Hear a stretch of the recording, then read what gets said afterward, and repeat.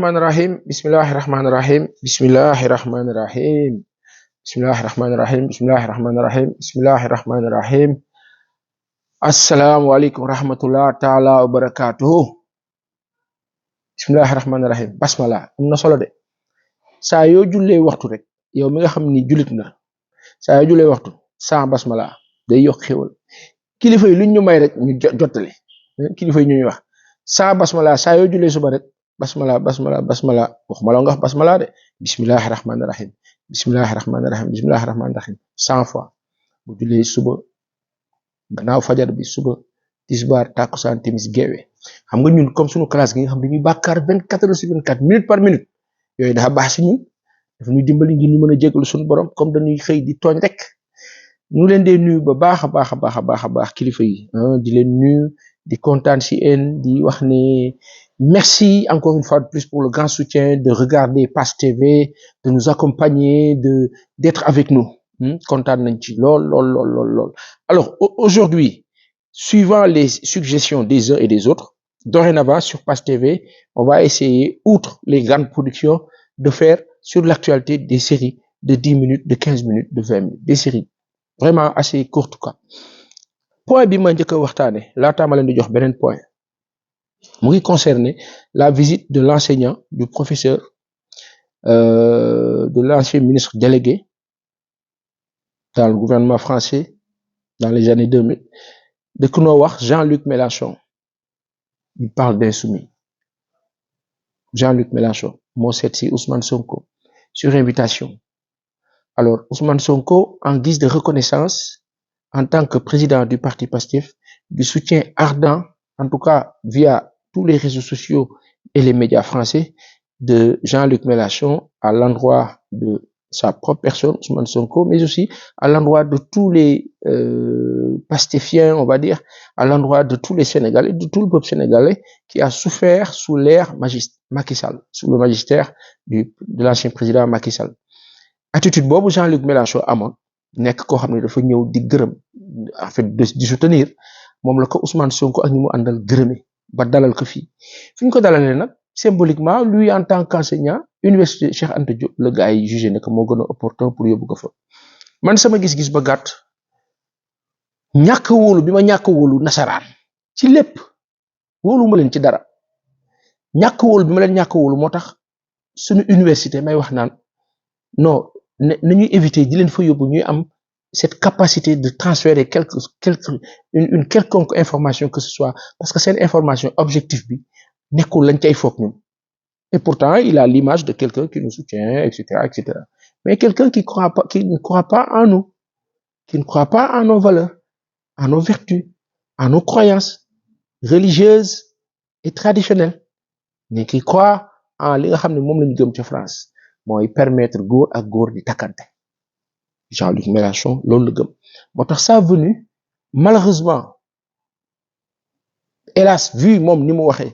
mu dem ci sens boobu alors que sa venue devait juste se limiter à fekk ci benn leader boo xam ne dañ ko doon sonal di ko xoñoñal di ko def naka sudul noonu nga taxaw sur la base du principe démocratique défendre ko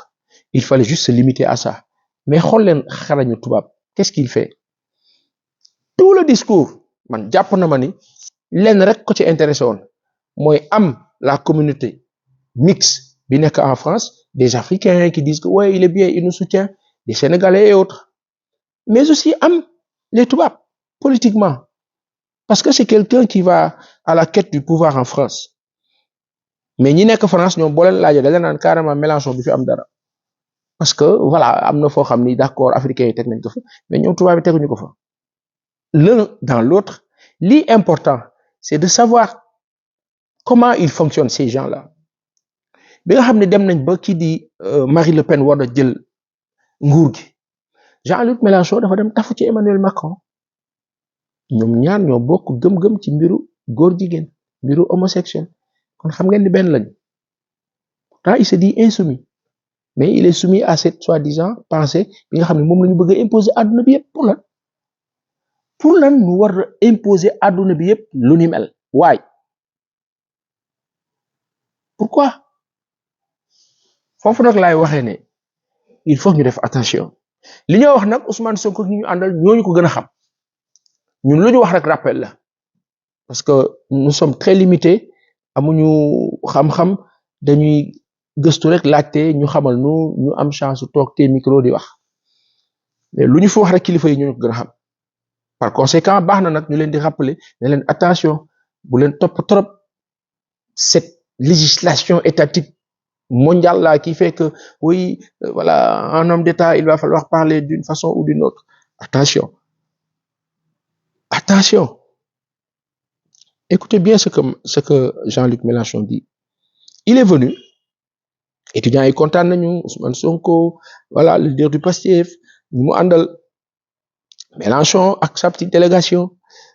mais xool leen Mélenchon il s'est senti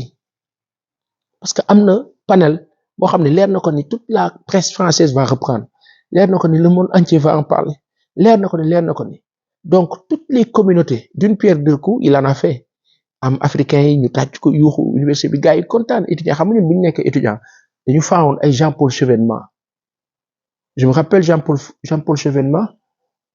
quand j'étais étudiant amoon naa benn photo ak moom bon j'étais dans les médias mais au temps du conseil économique et social ñoom Mbaye Jacques Diop ak sunu baay yi ñun ñëpp nekkoon fa mu ñëwoon visite c'était en 2001 ou 2 je sais plus Jean-Paul Chevènement ancien ministre de l'intérieur français su ma juumul du woon dañ leen gëmoon trop mais on était fasciné par leur personnage à les regarder et avoir des ambitions tu sais mais à force de se poser des questions d'enquêter de voir comment ils vivent chez eux etc de les comprendre de les appréhender on s'est dit lii du dëgg bi feneen la nekk dëgg bi mooy li Ousmane Sonko gëm ce panafricanisme fort et sincère dévoué pour liggéeyal sunu bopp defaral sunu bopp sunu mbir avancer sunu bopp egg benn niveau bi pour sunu bopp et par sunu bopp gëm-gëm boobu Ousmane Sonko am ba doxee ko jëfee ko mook ñi mu àndal ba ñu teer tey ci la présidence de ki noo wax Bassirou Diomaye Diakhar Faye mu nekk koo xam ne nu ngi kaa découvrir de jour en jour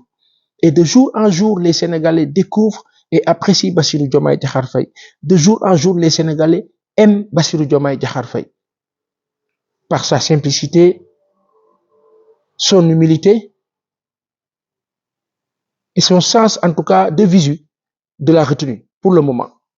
yàlla bu ko cat dugg moom itam Ousmane Sonko ak ñeneen ñi yàlla na leen yàlla muccal ci seytaane ak pexeb seytaan yàlla bu leen yàlla bàyyi ñu bew yàlla bu nu bew nguur dafa garaaw yàlla bu Bassirou Diomaye Diakhar Faye ak Ousmane Sonko bew yàlla bu leen dara féewale yàlla na yàlla sàmm leen bu ñu réussir mission bi Sénégal doxee fi décoller naat yàlla na ko yàlla def waaye ñun suñu classe gi dañuy araftu ci leen kii di président Ousmane Sonko suñu waxee nag am na koo xam ne mën na ma ne écoute loo wax Ousmane xam na ko foo bëgg a dem Ousmane jiitu na la fa looy waaj a wax nand na ko ka yàlla may la waaye nañuy dimbali Ousmane Sonko ci état d'esprit ba muy waxee mooy du luñ la wax rek nga gëm du fuñ la teg rek nga ne foofu la du lu am rek nga ne loolu la gëstu xalaatal Ousmane Sonko loolu la woote gëstu xalaatal et looloo tax sénégalais yi bëgg Ousmane Sonko dafa ne moomal sa bopp bul jàpp ne Ousmane Sonko lu mu wax ak lu muy waaj a wax ak lu mu waxoon ak lépp lool la déedéet Ousmane Sonko dafa ne xamal sa bopp moomal sa bopp xamal fi nga jëm xamal li xew moo tax ginnaaw xam-xam boobu Ousmane Sonko am ak ñi mu àndal ñu leen di rappeler ndax ñun dañuy topp seen gannaaw moo tax ñu leen di rappeler ne leen attention bu leen fàtte ni tubaab ba woon démb moo nekk nii ba tey dara am changé wu moo tax ñuy ñaan suñu kilifa yi di ñaan sénégalais ñëpp ñu farlu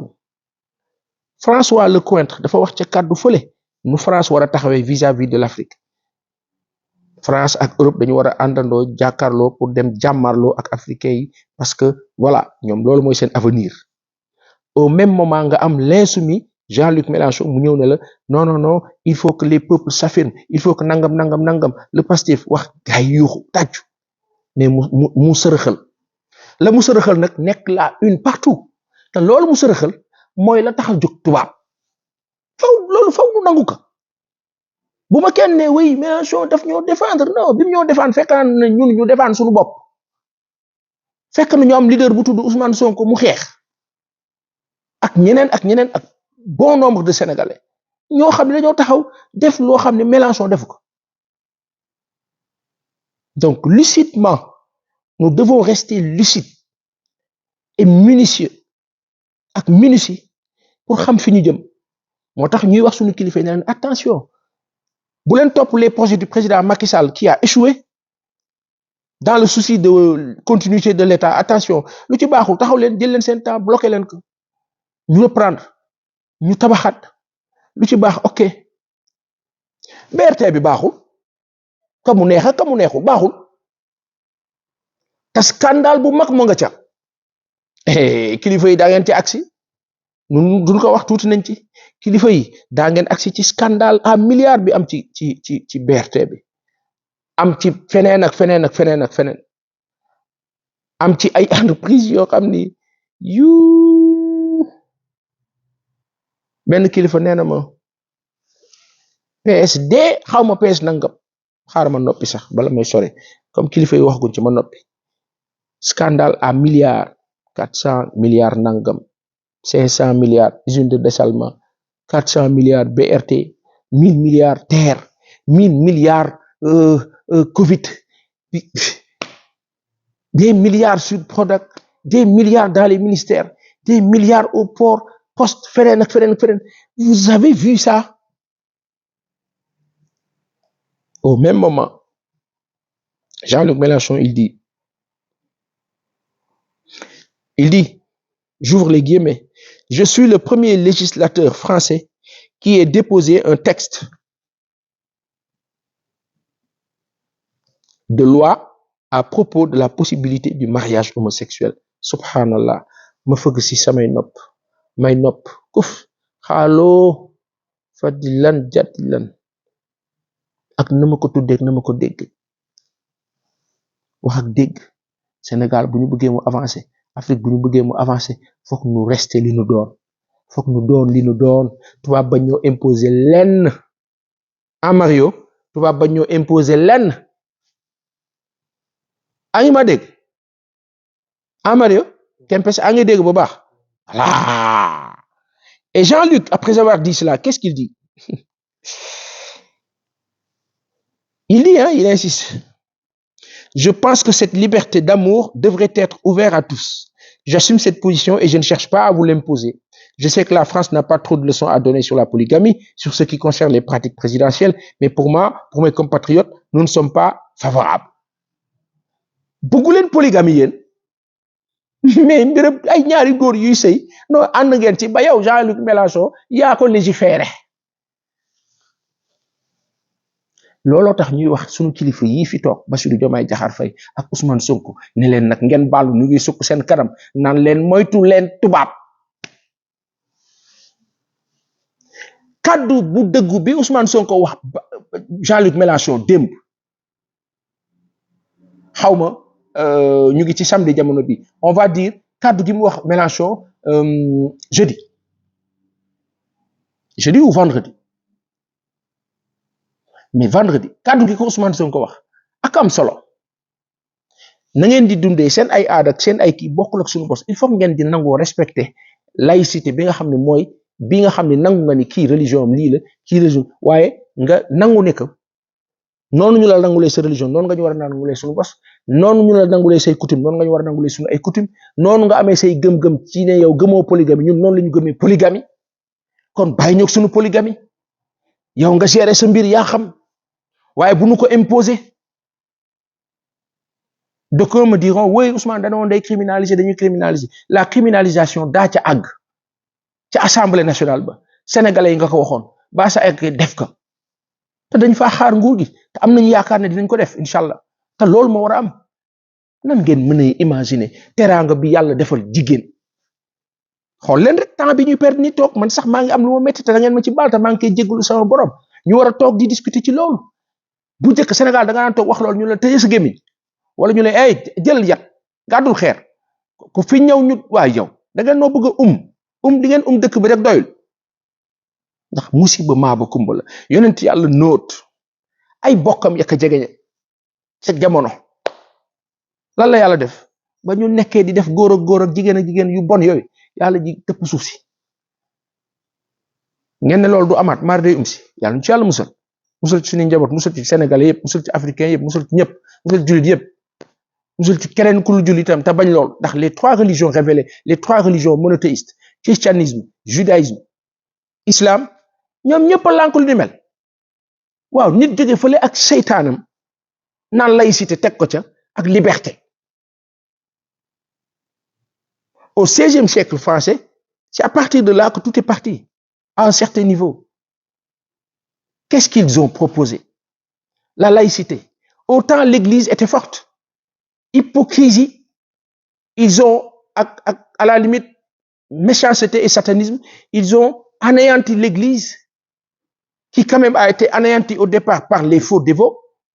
les mêmes faux dévots qui existent maintenant, pour être complices de traîtrise ça et là. Donc, Jean-Luc Mélenchon, adepte de cette laïcité-là, laïcité boobu nga xam ne Ousmane Sonko nangulu koko, il a été très clair, Ousmane Sonko, à l'université. Malheureusement, ñun fi ñoo waxee mooy ca kaw loolu la ko waral man jàpp naa ni c'est bien d'être reconnaissant,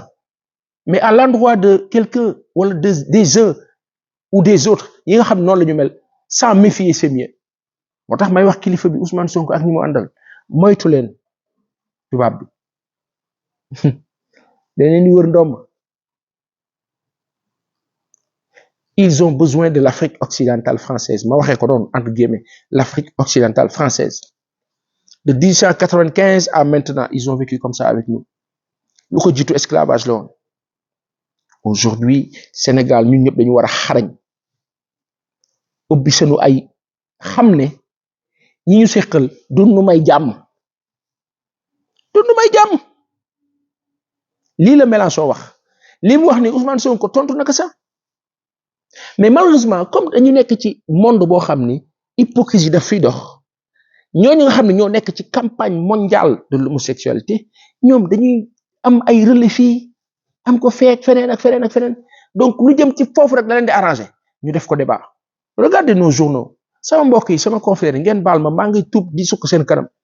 gars yi dañu def attention bu ñu topp rek l'information nii di ko traité nii pensons l'information en termes de souveraineté. Pensons l'information en termes de stratégie. Pensons l'information en termes de développement. Ne pensons pas en termes de parti. Macky Sall laa àndaloon démb tey Sonko laa àndal non ànduma ak Macky Sall Sonko laa non pensons sénégalais. Pensons sénégalais. Bi ko Ousmane tonto qu'est-ce qui s'est passé tontu na ko wax na lim kaa wax gëm-gëm ba fi Sénégal toll góor jigéen du fi musa am te duñ ko musa nangu.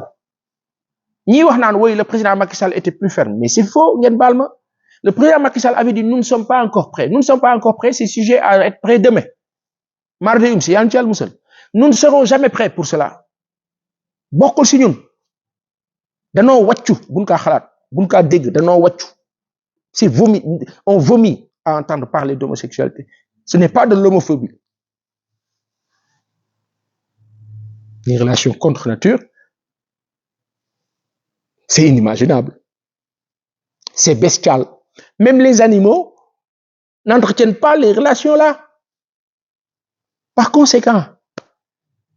nous ne sommes pas des animaux à un certain niveau. Nous sommes dotés de raison. C'est notre différence d'animal. Bu fekkee nag nit toll na foofu ci gëm-gëm am keneen ku toll ci beneen gëm-gëm c'est un enseignant Mélenchon. Donc l'éducation sexuelle bi ñoo jàngale ñoom seen dëkk yi di ko jàngale seen njaboot yi gëmloo leen ne góor ak góor ngay gis Emmanuel Macron le président français di toog di expliquer ab xale naan ko tu peux être une femme tu peux être un homme tu peux le genre c'est di développer loolu ay nit yu mel noonu bañ a seq ak ñoom sax gën na bu dee amoo choix bi nag amal foo leen di yem ñu am fu ñu yem foofu la ñuy waxee. jaaraama président Ousmane Sonko le président du parti Pastef la mu waroon wax na ko waaye tubaab bi dafa ñaw dugal na kàddoom génn na ñu xëy site internet yeeg journaux yi ñëpp def drapeau LGBT il a atteint son but. Oui, il a atteint son objectif. tubaab yi gëm loolu kontaan nañu de voir que tous les sites internet diggante vendredi samedi tout le monde drapeau LGBT les journaux drapeau LGBT ils ont gagné quand bien même nous autres Sénégalais nous savons que Ousmane Sonko a triomphé en faisant comprendre au monde entier que Sénégal du d'accord ci loolu waaye ñoom la ñu bëggoon mu jàll na moo tax ñuy wax suñu kilifa yi ne leen moytu moytu bu leen am confiance ci ñoom mukk ci àdduna ay bu ngeen ko defee Sénégal suñu ay njiit xalaat leen ni Ibrahima Traoré xalaat leen ni Assimi Goïta xalaat leen ni Abdourahmane Tiani bu Niger parce que looloy dëgg naam il faut gérer ça et là il faut y aller de façon fluide et flexible il faut y aller de façon subtile avec tact et délicatesse oui justement yow dañ laa invité pour wax la jërëjëf doo yem ci loolu ngay ñëw naan non maa njëkk a légiférer pour mbir borom ñaari tour dama gëm ne que ñun loolu du suñu débat mais fexe na ba dugal ko ci c'est juste pour dire comment ces gens fonctionnent et comment nous devons être beaucoup plus préparés et mieux préparés à leur faire face ci gàttal daal loolu la ma bëggoon wax ci point boobu concernant Mélenchon à Dakar Ousmane Sonko doon ko gërëm remercier que mu tabaxal ñu loolu waaye c'est une leçon à apprendre pour la prochaine fois pour les prochaines fois inchallah jàpp naa ne lii ma wax nag xalaat ko ci gëm ko ci kii di Ousmane Sonko jàpp naa ne xalaat na lu raw loolu ñi mu àndal xalaat na ñu lu raw loolu waaye àdduna bi moo laaj bu ñu xarañoon benn ñu xarañ ko 1000 ak milliards ndax Sénégal dafa war a décoller Sénégal dafa war a avancer Sénégal dafa toll ci am Sénégal dafa toll ci teranga Sénégal dafa toll ci tekki tubaab nag moom mënuñu wëree ndomb rek lay wër dañuy wax ñoom tubaab yi naan waa l'extrême droite les extrémistes mais extrême droite lu ñuy wax muy France di Amérique di Irlande di feneen ak feneen lan la ñuy wax suñu dëkk la ñu bëgg ñun ñoo ko moom ñun ñoo fi dëkk waaw ka nekk na toog këram bu ko nekk toogee këram Afrique day naaw buñ nee na ku nekk toog këram Afrique day naaw moo tax ci jamono bu coow li bëree man leen fal Marie Le Pen mii fal ko wala fal baayam Jean-Marie Le Pen ci jamono moo gën li ñoo dund ndax bu boobaa ñooñu bu ñu taxawee ne ñoom extrémiste lañu ne africains yi ñibbi leen seen dëkk waaye bu boobaa ñun tam ñun leen abal leen suñu dëkk te ñun ñu abal ñu moo ñu gën a arrangé ñun mais ils savent ce qu'ils font moo tax Sénégal nañu bàyyi xel bu baax ñun amuñu xam-xam xamuñu lu xew dañuy jot rek ci kilifa yi rek jottali ñun duñ ci leen moo tax ñuy ñaan kilifa yi ñu prudent ñu def attention di leen jaajëfal di leen wax nous sommes avec vous le président Bassirou Diomaye Diakhar Faye Ousmane Sonko l'ensemble de vos équipes gouvernementales nous sommes avec vous nous vous supplions juste d'être encore et encore et encore beaucoup plus pointus et minutieux vis-à-vis de ces gens-là parce qu'ils ont une capacité d'anéantissement et de destruction inouïe et inimaginable, voire impensable. Dañu sew dañu saay-saay dañoo mel ni sax dañoo soxor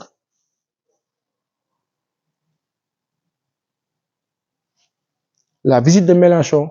la visite de Sarkozy, la visite de Macron, la visite de Hollande, la visite de Chirac, la visite de Mitterrand, leurs visites ont servi à quoi chez nous? À déstructurer nos sociétés, à détruire nos organisations sociales et sociologiques, voire culturelles, à nous anéantir dans le temps, à chercher à nous acculturer, à en finir. Basta. Et vous savez quoi? Quand Jean-Luc Mélenchon parle d'avoir légiféré, d'avoir été l'un des premiers à défendre l'intérêt de ces gens-là, c'est la gauche. La gauche, ñan la ñoom Mitterrand la ñoom Jospin la ñoom ñii la ñoom Jean-Luc Mélenchon, Macron du Parti socialiste à un certain niveau qui se retrouve centriste, LREM ak ñeneen ñu ni mel. Aujourd'hui moo tax baax na ñuy xam kan moo la kan de. La gauche française a toujours défendu la dépénalisation de la sexualité, le pacte xaw ma nu mu ko waxee sax seen yooyu sax man bëgguma ko sax di wax loolu yëpp ñoom moom nag ñoom seen yëf la ñoo xam bu leen neexee waaye ñun nag am nañ suñu yëf nag ñun tamit ñun nag doonal bàyyi ma par force ma ne la du ma bàyyi ma nga ne daa doon bàyyi ma takk sama ñaari soxna nga ne ma noonu doo ko fi takk waaw par contre góor jigéen ñu ne la wéy tey le meilleur maar day si waay moo tax kilifa dañ leen di ñaan def leen attention ak gars yi te dañoo aay wax naa leen dañuy wër ndomb dinañu duggee nii dinañu duggee nee bu ñuy wax ak yow tàpp la reetaan oui kii. Moi j'ai regardé les images entre Mélenchon ak Ousmane Sonko voilà da ngay sentir yéenante jàmm bi ndeysaan rafet na macha allah Ousmane est tellement sincère ndeysaan ma gis ku sincère voilà mais ku prudent de visu. Je sais que il sait lu nu fi wax tey ba yaakaar ne xam nañu ko rek xam naa ne xam na lu ko raw ci loolu moom itam il a communiqué avec le monde entier il a communiqué avec la France il a communiqué avec l'Afrique il a communiqué avec le Sénégal moom faw nu wax ko te yàlla rek tax sur le plan de l'accoutrement sur le plan de ce qui plaît dans cette histoire par rapport à son accoutrement c'est quoi c'est tellement naturel que je me dis est-ce que jar na débat quand bien même c'est un rappel de la tenue burkinabé, de la tenue nigérienne, de la tenue africaine en général. Pour dire, écoutez, ñun la nañu def attention en tout cas bu baax a baax kilifa yi bàyyi leen xel cette gauche là elle a défendu ce projet malheureusement on ne peut pas le leur refuser pour autant ils ne doivent pas nous l'imposer góor jigéen borom ñaari tur dañ ko fi dul teg nangu fii ci Sénégal bon xanaa wax day jeex maar day si loolooy li gën a gaaw pour daaneel Sénégal bañ a exister te ci àdduna maanaam bañ a amati maar day si et tubaab bi ci loolu la ñuy dox ils ont dit qu'ils veulent récupérer l'Afrique colonisation ba ñu amoon dañ cee nekk di ci dox pour récupérer waat ko ci nii wala ci nee da ngay ni continuer ñu jaar seen kaw di dox di dem wala ñu forcer leen par force jot na nag l'Afrique doit s'unir dañu war a àndandoo nekk benn nekk bloc looluy dëgg nekk bloc focus concentré wu defar suñu continent la France a tué plus de 23 officiels chefs d'État secrétaires d'État ministres premier ministre etc. Toutes ces bonnes gens qui n'étaient pas d'accord avec leur forme de politique qui ont voulu l'indépendance sincère qui ont voulu leur monnaie ont été assassinés par cette France bestiale-là qui continue sa conquête. Ils ont toujours vécu comme ça, les Nazaréens. Aujourd'hui, la donne doit évoluer et changer. loolu nag du yomb de et maa ngi ñaan yàlla sama borom yàlla na yàlla sàmm ñu ñun ñëpp sàmm président Bassirou Diomaye Diakhar Faye sàmm premier ministre Ousmane Sonko sàmm leen ñoom ñëpp muccal leen te kilifa yi renforcez vos sécurités renforcez votre force compacte parce que gars yi dañu bëri pexe donc la gauche qui défend et la droite radicale jamono bii ñoom itam ñu ngi défendre cela maintenant avant c'était pas le cas maintenant ça devient le cas. Renforcez s'il vous plaît chères autorités la sécurité des Sénégalais mais aussi et surtout votre sécurité dañu am affaire ak ay bandits de grand chemin ñoo xam ne seen intérêt rek seen maam moo leen ko waxoon de Charles de Gaulle la France n'a pas d'amis la France a ses intérêts les États n'ont pas d'amis ils ont des intérêts te wax na dëgg njabootam lay toppatoo waaw koo xam ne njabootam la gëm yow tam gëmal sa njaboot je vois kilifa bi Ousmane Sonko dans son austérité sa délicatesse sa gentillesse même je dirais de presque souhaiter le pouvoir à Jean-Luc Mélenchon dafa courtois rek dafa baax rek mais lu ma ci wax moo ma ko gën a xam ne ni Mélenchon falu mooy Macron rek mooy keneen ak keneen parce que en fait dans la réalité c'est quoi ñoom dañoo gëm la domination blanche dañoo gëm l'acculturation des populations qui ne sont pas les siennes dañoo gëm loolu gëmuñu suñu polygamie xam nga wax na ko gëmuñu ko waa léegi ka mel noonu man du wala ñaana nga gaje Ousmane dafa baax rek dafa gentil rek waaye man de bu ma toogee dama daan ka mel noonu yàlla bu mu falu yàlla ka mel ni moom itam bañ a falu yàlla na keneen ku sincère falu ku dëggu Donald Trump ak loo ko munti waxal Vladimir Poutine loo ko munti waxal dem leen Russie ils ont corsé ils ont criminalisé l'homosexualité Ousmane Sonko daf ko waxoon oui ak ànd sàmm jikko yi bu ñu yeggee ci assemblée ba ak jàmm ak salaam incha allah rabbi il va le faire la ma gëm la moom ak ñi mu àndal ak seen majorité y en a qui me disent oui amaguñu majorité il faut ñu am majorité il faut ñu tas assemblée oui bu jaree tas oui mais je pense qu'aujourd'hui la bonne stratégie recours bi Aminata Touré am 82 83 la recours bu mu am nañ ko delloo assemblée nañu vérifier recours am est-ce que recours ba sax paperasse administrative ba muy àndal àgg na ca su fekkee signifié wuñ ko dàq bi juridiquement elle est toujours députée kon président Macky Sall daf ko jaayoon doole rek kon nanu delloo sanu yaay bi Aminata Touré ca assemblée ba boo ko fa delloo opposition bi am 83 ndax ña nekk ca assemblée ba di opposant ya fa ne je ne pense pas ñu bañ loolu rawatina ñeneen ñu bokk biir APR ñoo xam ni sawaay fi mu ne nii xam nañ ni Macky Sall le président daf leen largué l'ancien talatu leen ñooñu ku leen ne voté leen ñu voté wax ak dégg am na loo xam ni état mën na ko nañu ko structuré parce que organiser waat ay élection coono ba ca ne ak temps ba muy perdre loo ak fa débat yi nar a jëm te tey Sénégal toll ci urgence kilifa yi yàlla na yàlla sàmm ay waay yàlla na yàlla sàmm ay waay yàlla na yàlla sàmm kii di Bassirou Diomaye Diakhar Faye président de la République du Sénégal kii di Ousmane Sonko premier ministre de la République du Sénégal l'ensemble des membres du gouvernement l'ensemble des services administratifs présidentiels et autres yàlla na yàlla sàmm leen sàmm seen ay njaboot yàlla muccal leen ci pexeb noonu muccal leen ci pexe nooni Sénégal ak nooni Afrique muccal leen ci muccal ci ñun ñëpp ci Sénégal yi ne fii ne ci àdduna bi ci africain yi ne ci fii ne ci àdduna bi yàlla na fi yàlla def jàmm wërsëg xéewal barkeek yiw ak dund ba c'est-à-dire te tal ko soyons-nous renforçons notre agriculture développons notre haute technologie les Sénégalais qui sont partout dans le monde venez au pays ñëw leen former yeneen mbokk Sénégalais yi ñu ràññee ko xàmme ci wàllu liggéey agriculture l'agriculture est devenue une industrie de haute technologie kaay leen ñu naatal suñu dëkk moom suñu bopp la pharmacie bi tubaab di jël di ñu faj selon moom rythme di natt population bi wàññi ko wa yokk ko di ñu jox ndox amuñu satellite ñu gérer suñu téléphone loolu yëpp kaay leen ñu def bloc defar ko Afrique ñu àndandoo defar suñu continent du yomb nag mais bloc rek kay tax mu nekk moo tax démythifions et démystifions ces intellectuels français démythifions et démystifions ceux-là qui refusent la polygamie qui refusent nos valeurs et vertus nos traditions notre sociologie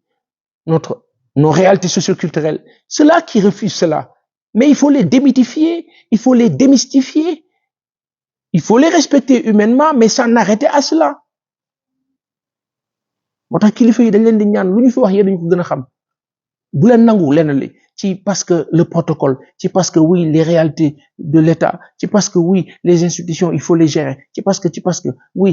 am leen fu ngeen di yem ak ñoom tey jii nii qu'est-ce que j'aurais aimé que l'information nekk ci plus lii Ousmane wax que lii Mélenchon tabaxal Mélenchon benn affaire bu ndaw la dugal mbiru homosexualité j'ai été l'un des premiers à légiférer tak ça a fait la une partout ñoom ils sont contents ñiy lobbying ñiy dox ci loolu mais là bonne information c'est quand monsieur Sonko parle de la base ou des bases militaires françaises en Afrique et au Sénégal en particulier te wax na dëgg Sénégal sunu nguur ni mu tëddee dafa incompatible ak base militaire sunu biir dëkk loolu waxtaan la loolu débat la loolu toute la presse vous devez en parler chers confrères concentrons-nous sur ces discours-là sur ces speeches-là dans ce sens-là criminalisation borom ñaari tur Sénégal loolu leneen la loolu moom ca assemblée ba ça va se faire inchallah lu nu gëm la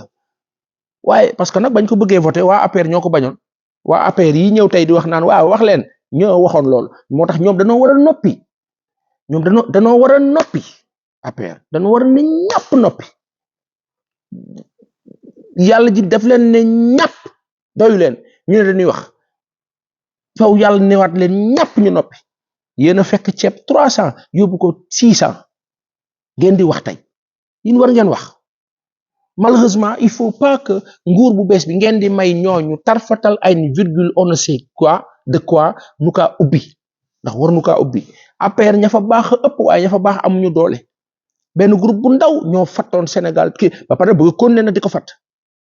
moo tax loolu fa mu arrêté incha allah ci kàttanu yàlla gannaaw jàmm ji ñu leen di ñaanal ñoom nañ ñu koy delloo nag ginnaaw mënuñu ko delloo nag ñu wax leen nag jàmm nag dañu kaa gàddu par force incha allah ndax ñu jàmm la ñu bëgg ci réew bu leen neexee wax nag politiquement ils en ont le droit waaye bu boobaa kilifa yi yéen ñi fi nekk bu leen may lu ñu wax bu leen jox tàngal bu noo sex may wax benn affaire